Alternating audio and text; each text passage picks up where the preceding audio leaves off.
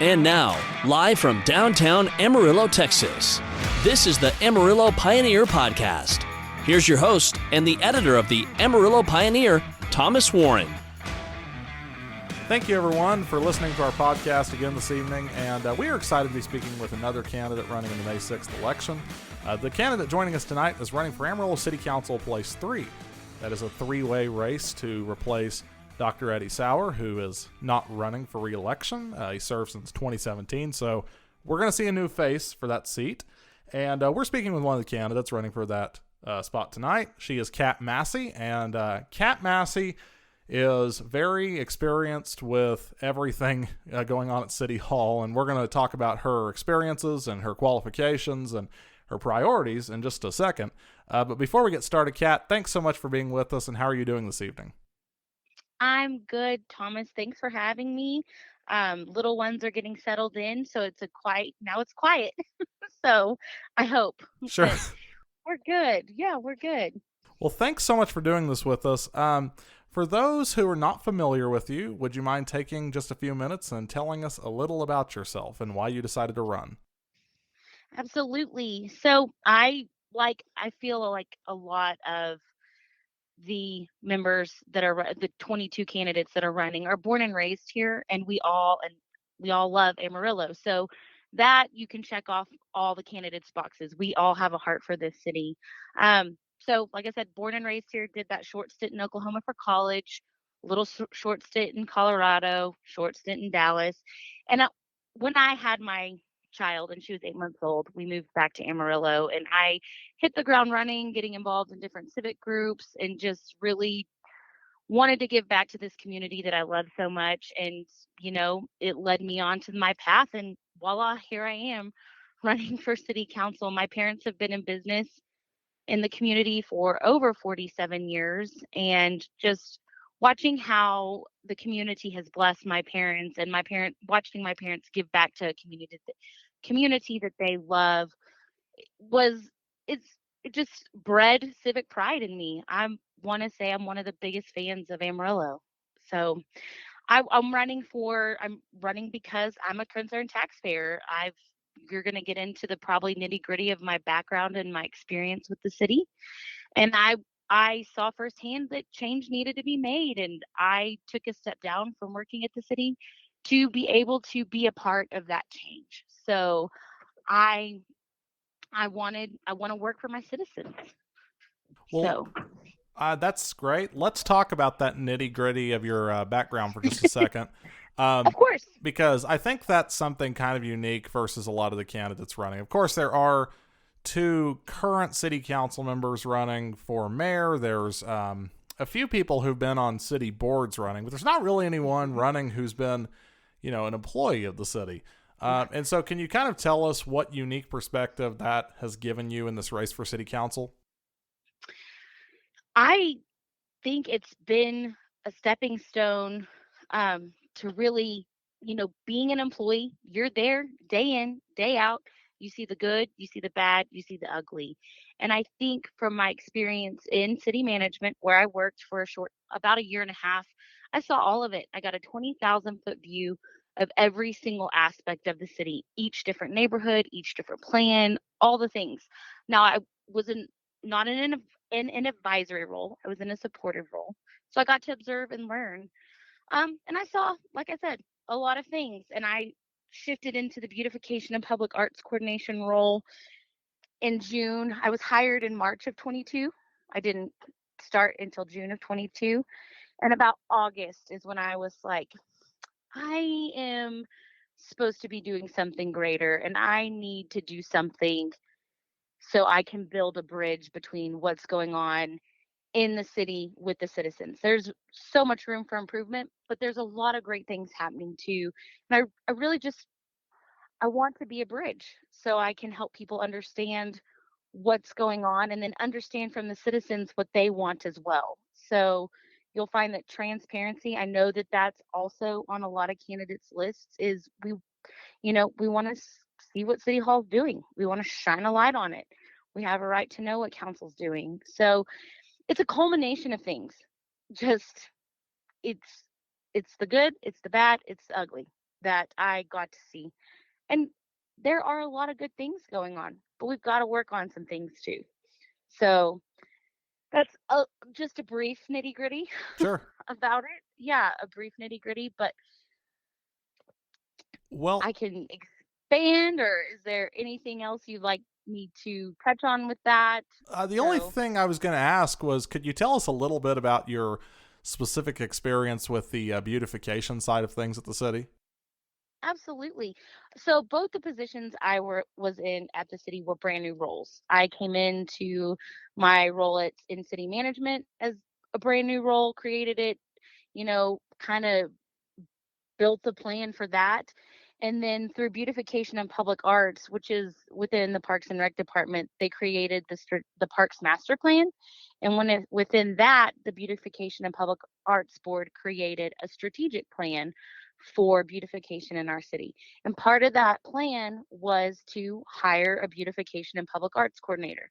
We're a little bit ahead of the game, so I got to dig in deeper and take that plan of the beautification strategic plan and put it in action. Not a lot of people know that I am, well, not a lot of people know about the city mural grant. And so I have a lot of experience with murals.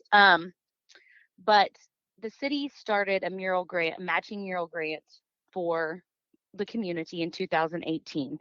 So you can get businesses from all over the city, all four quadrants, they award in all four quadrants, can apply for this grant. And so the beautification and public arts coordinator oversees that grant. And since 2018, they've spurred so much growth and movement in that area. The different murals, we have over 75 now, just from different nonprofits, different commissions, everything like that. But it's not just about public art.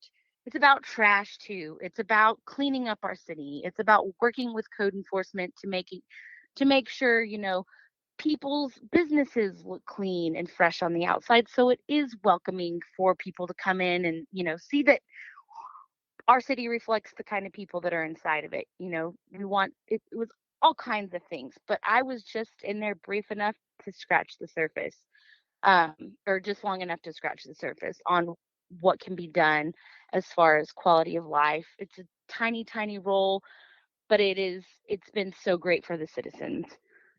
Sure. Well, let's So, talk about some of your specific priorities if you get elected. What are some of the issues that voters can expect you to tackle in the city council? you know, I th- that whole transparency key or transparency topic, it's communication, really. It's communication. How we communicate with our citizens, figuring out the way that different citizens receive their information so we can start building the trust back up again. You with your blogs and your podcasts and the different ways that you communicate with our city is just one form of communications with our citizens. And so in the last, because you stay up on it, in the last 10 years, the way we receive our information has changed. So it's really figuring out what facet citizens receive their information so they can be in touch with the city and they can know what's going on. And then it's also telling a story that our citizens can understand. That's very important to me. I'm a communicator by nature. I want to know the whole story. I want to know it in a way that I can understand it, whether it's a picture book or it's a novel. I want to be able to understand it in a way that if I need to make a decision on it, we can proceed. So I want to build a bridge. There's a lot we can learn from our citizens, and we need to grab onto that and we need to run with it. Of course, fiscal responsibility, guarding our budget, making sure we're spending the dollars where they need to be spent. Um, Police and fire, taking care of them because they take care of us. There's an overall theme of our first responders aren't getting paid enough. We're pulling from, talent that is not as great as the talent that we used to pull from. It's just been, you know, turning it. We're losing great candidates for our um, first responders to other cities. That's very important. And then, of course, cleaning up the city. That's that beautification piece of mine. Cleaning up the city, making sure we go forwards, not backwards on trash pickup, all of the things. But then there's those code enforcement pieces to make sure that people are following the rules and people are making sure that their businesses are kept up. So those are my priorities. Like I said, being in the city, there's a lot more going on than just my platform, but those are my four main topics that I really want to focus on. Tr- Communication, which brings trust, is my number one, though. Well, let's talk about, I guess, the elephant in the room when it comes to these city elections this year, and that's the Civic Center. Um, Absolutely. with the lawsuit that got filed last year, I think it put that project, at least the last attempt to do it, kind of in a negative light. But you still talk to people in Amarillo, and a lot of people say we still have to do something about the Civic Center. Hmm. So, if you're elected, is the Civic Center going to be a top priority? And if it is, how do you plan on going about doing it in a way that actually you'll have a citizen consensus on? Not as I don't think it's going to be a priority. I think if and when we address it, we need to make sure that we're running through the different channels again. We're hearing what our citizens need again. We're running it back through those participation committees with I think you would need more citizen participation in that.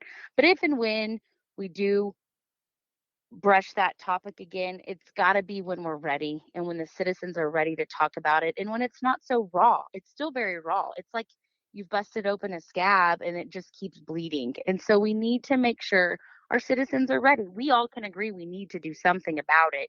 There's a it's we do need something, but we've just got to make sure the right pieces are together to make that project happen where it's benefiting all of us and not costing us and in our tax dollars. It's simple as that. Do you see the most pressing need at the Civic Center as being, this is a huge debate, and Right, you right. would I get know it. this, but if people haven't been paying attention, they'd go, I don't understand really what the difference is. No, there's a significant difference on this, and it's a huge debate. Do you think that the most pressing need is dealing with the convention space part of the Civic Center first, or is it dealing with the Coliseum, the auditorium, maybe even a new arena? What do you see as the most pressing need there?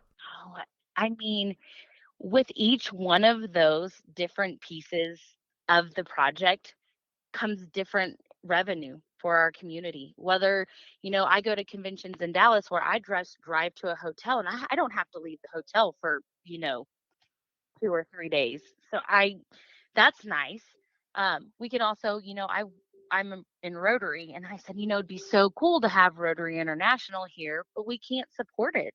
So I think having a space for a convention center, because we do pull in a lot more conventions. Um, I don't know the number, but we do pull in a lot of conventions. I also think the Coliseum is important because we're a pass through for a lot of acts, and part of my family books bands, and so they understand what it needs to have people come to our civic center that need, that have proper space to perform. So there's all kinds of, and then I love that the fact that there's hockey here and that we do have, you know, a warm sport and then we have the cold sport. I love that. So I think they're all important, but figuring out which one comes first is going to have to be where the most revenue is coming in now. We need to take a look and see what brings us the most revenue from the Civic Center. And we need to focus on that area first. Sure. All that whole conversation to say, all, that one statement. No, that's the thing. It's really tough to answer that question. It is. And I know what you're talking about with the conventions because, this past summer, my wife and I went to one in Houston, where it's at the George Brown Convention Center, that huge Hmm. convention center, but they have the hotels that are basically attached to it, right? And so you could spend Right. just days basically in that one spot. So I get that. In the scale of conventions they bring in, the conventions I go to, they're setting up full scale front yards, going to landscape things. We can't do that. I mean, they're trailering in 20-30 foot trees to show people what yards can look like and what types of products they sell. We can't do that here. One final well, I say one final. I have two left, but one of the final policy questions I'll ask before we get into the fun stuff. With taxes, Amarillo taxpayers are just like Texas taxpayers all over our state. People are getting slammed with how bad the economy is, and then these taxes keep going up. And the legislature says we're going to get some kind of property tax relief this year. We'll see if that happens, but it'll probably be aimed at the school districts more than cities or counties. But from a city perspective, if you get elected to the city council, how are you going to make sure that Amarillo has a tax rate that is livable for all of the taxpayers in the city? Well, it comes back to the budget and seeing what we need to keep our core services running. It's making sure that we are doing that and basing that on that tax rate. If it's livable, and certainly we can figure out a way to manage the budget to where it is, depending upon if they lower the tax dollar. We want it to stay low. We want it to be the lowest it possibly can be for us to run efficiently. That's how I see that, and I will work to do what I can. I know, that budget book's big.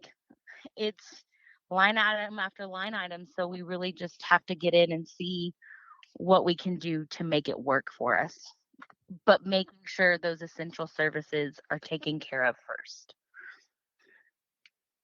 Well, like I said, one final policy question before we get into the fun stuff. I've been asking every candidate this question this year, and the answers are just so different. And I think it's because this is an issue that's really important to this area, but no one really talks about it at election time, and it's kind of a shame. And that's an issue that deals with our water and our access to water. The Panhandle, it lives and dies with our access to water. We have our ag communities here. We have our farming and ranching communities here. Our city needs water. And in the past, we've had city councils who have, tried to conserve water, city administrations, by saying, hey, maybe why don't you, water on Tuesdays instead of Wednesdays or something like that. But the population of Texas just keeps booming. It's growing in Amarillo as well. We're well over 200,000 people now. And so if you get elected to the city council, how are you going to ensure that Amarillo has the water that it needs to continue to thrive as our almost got that question all the way out. How are you going to make sure that Amarillo has the water that we need to continue thriving as our population continues to grow? I first need to learn more about what resources we can pull from.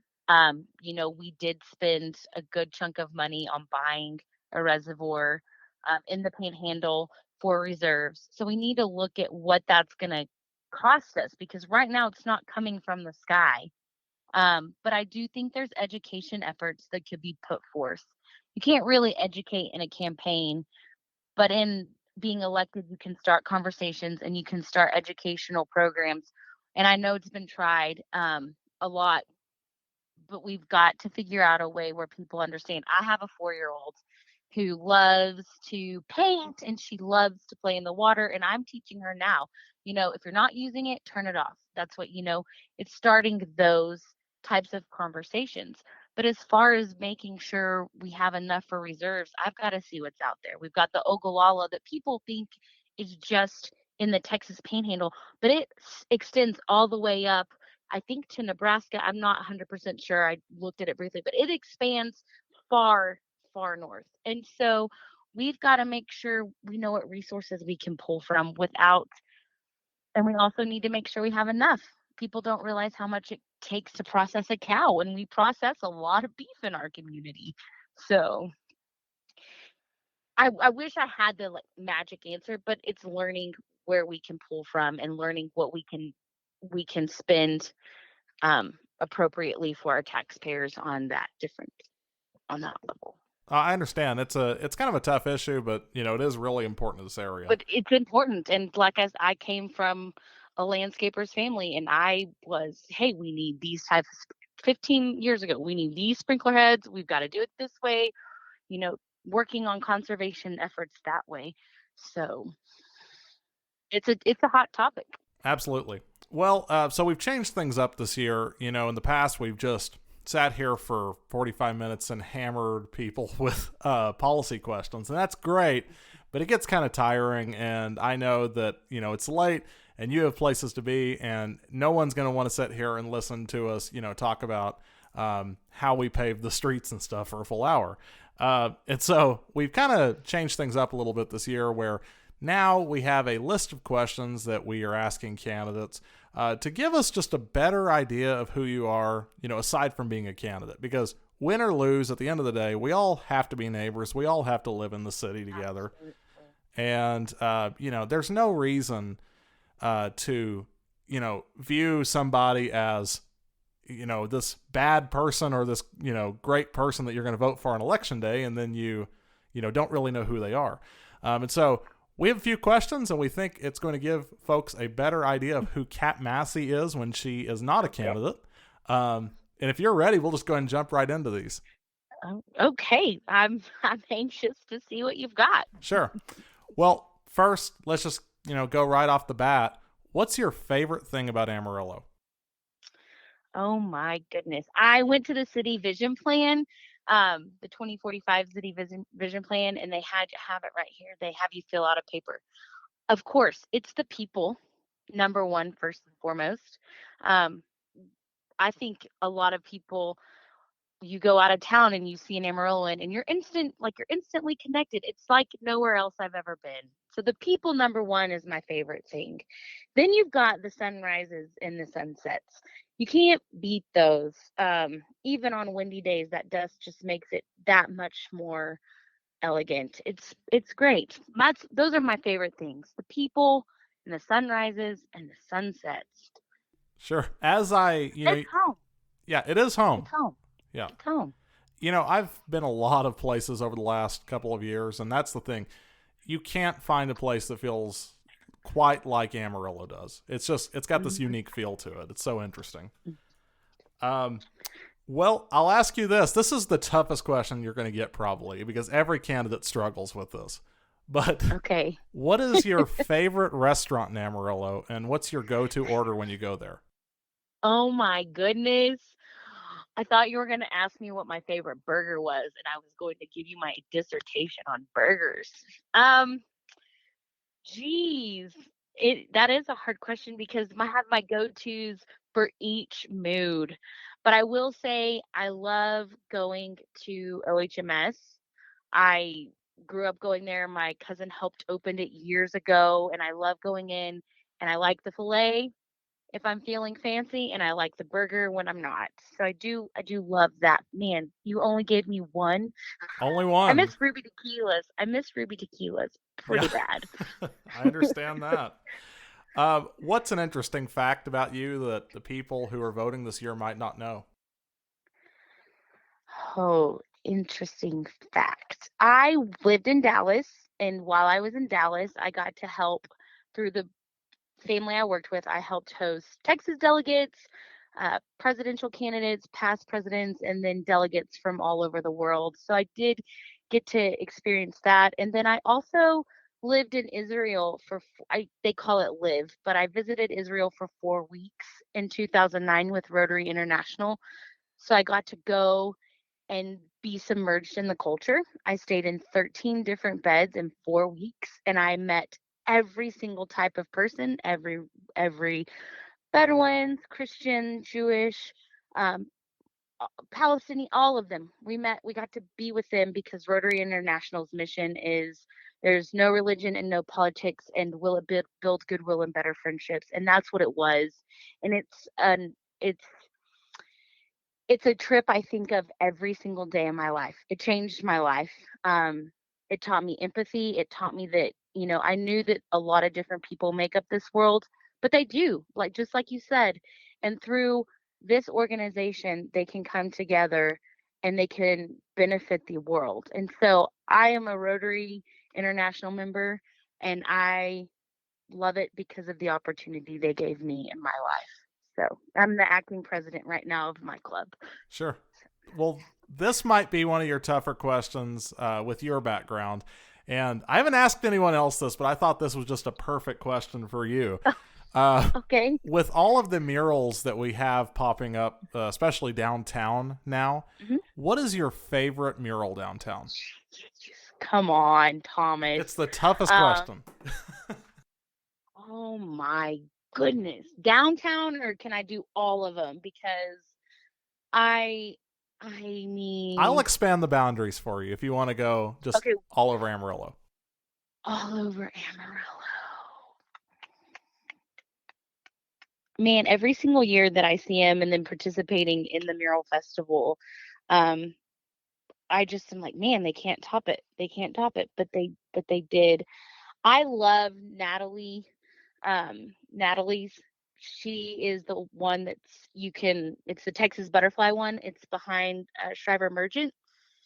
And you if you stand at a certain spot, it runs right into the Santa Fe building. And so it looks like the building is just a continuation of the mural. Um, I love that one. This is not a fair question, but Sure. I love that one so much. I've taken my family photos, and I love Natalie. Natalie's from Amarillo. She went to Amarillo High, and she was the winner of Body Wars, where they did the body painting. And so, just that story alone, and then basically anything that Blank Space. I mean, I love Blank Spaces, and I love Malcolm, and I love the local talent that we have here. So I don't think that one's fair, Thomas. No, it's probably not, but I thought that was perfect for you. Um, Well, thanks. I do, I do love me a good mural. So, sure. Well, finally, this is one that you can kind of thank Don Tips for, and this might be one you lose some votes over. I'm just gonna be honest with you. okay. Uh, All right. we asked him a few nights ago what's an interesting fact about you, and his answer was that he's not a Cowboys fan. And so my question for you, we're having to ask everybody now because this is an important question. Are you a Cowboys fan? And if you're not, who's your team? Oh man, I am a Dallas Cowboys fan. My husband goes back and forth. He's a San Francisco fan. And then we have a little bit of Eagleness in us, but it comes with being a Texan and Sure. Dallas Cowboy and watching Troy Aikman and Emmitt Smith when I was little and just working in a neighborhood that's close to Emmett or not close to Emmett, close to Troy. I'm I'm all about team pride, and I love the Cowboys. Sure. You Well, love them whether they're winning or losing. yeah, and a lot of time they're losing, unfortunately. I know. I mean, they give us a little bit of hope every now and then, but yes, you're right. Always snatch it away right around playoffs, yeah. Um, Yeah, they get so close. yeah. Well, for anyone listening to this who's undecided, they're not sure who they're going to vote for place 3, can you just take a minute and give us a quick elevator pitch and tell us why you're the person who needs to be occupying that seat on the city council? You know, I bring a young and fresh perspective. I have children that are little and that are going to grow up here. And my hope and prayer is that someday if they leave, they'll come back. And what I want to leave for them and my legacy and council's legacy is stepping stones to a better Amarillo. Um, I do think whether it's an interesting fact about me that I worked in the city. I do see how things work. I do see the things that need to change. I do have thoughts on how we can make those changes. But I do see the positive things. I think one of my favorite blogs that you wrote was about the positivity that we need to run in a campaign. And we have a lot of good things going. We just have a lot of things we need to improve upon too, which is in any facet of life. But I bring fresh eyes and I bring fresh ideas and I bring experience within the organization. And I do I'm a fan of Amarillo, and I applaud all the candidates that are running because there's 22 different people and we can all agree that our hearts are for the city and for the people that live in it. Um, it's home, and I want to make it better for everyone, and I want to be that bridge for the organization to the community. Absolutely. For anyone who wants to donate or get a yard sign or just do something to get you elected, how can they go about doing that? So my I spell it Katt, so it's cat, the number 4 at gmail.com. It's Katt, Katt, number 4 at Amarillo. Did I say Amarillo? Katt4Amarillo at Gmail, Katt4Amarillo.com. And then Facebook is the same, Katt4Amarillo on Facebook. And that's Katt with 2 T's and the number 4, Amarillo. Absolutely. Well, for anyone who's listening to this who hasn't made up your mind yet, we hope that we gave you a better opportunity to know Katt Massey and why she wants to earn your vote this year. But Katt, we really appreciate you being with us. We wish you all the best in the campaign. And like I said, thanks so much for being with us tonight. Thank you, Thomas, and thank you for having this platform for the citizens. It's important for us to get to know them and for them to get to know us.